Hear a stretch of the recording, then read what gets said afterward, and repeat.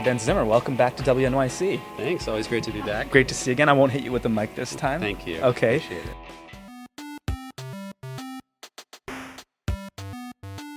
So we're in peak election season right here. That's right. I mean, I don't know if it's peak, but it's close. Well, 6 more months of it. And Hillary Clinton used a couple of bad words recently. Or maybe not, but she Some said would say. off the reservation. Well, it's a phrase with a troubling past, and it really relates to the practice of Indian removal, as it was called, starting in the 19th century, with Native Americans being put on reservations, and very often, if they left the reservation, they went off of it, it would lead to dire consequences.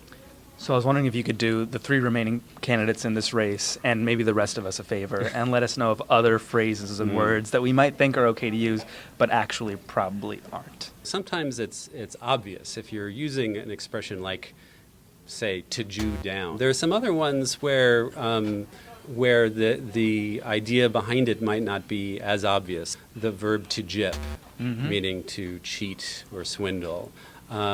Our best guess is that derives from the word gypsy, which itself is a rather pejorative term for people who prefer to be called Roma or Romani. It's to welsh or welch on a bet, sort of to go back on a bet or a promise. That most likely came from the term for someone from Wales, beyond the pale. Now, where does that come from? A pale was actually a kind of a spiked fence. When the English power had authority over Ireland, and it would be marked with this kind of a fence. And so if you were sort of beyond the pale, that originally meant you were beyond that English authority. And what was beyond that? Well, it wasn't as civilized, it wasn't as proper, and so forth. Yeah. Do you use beyond the pale or do you abstain?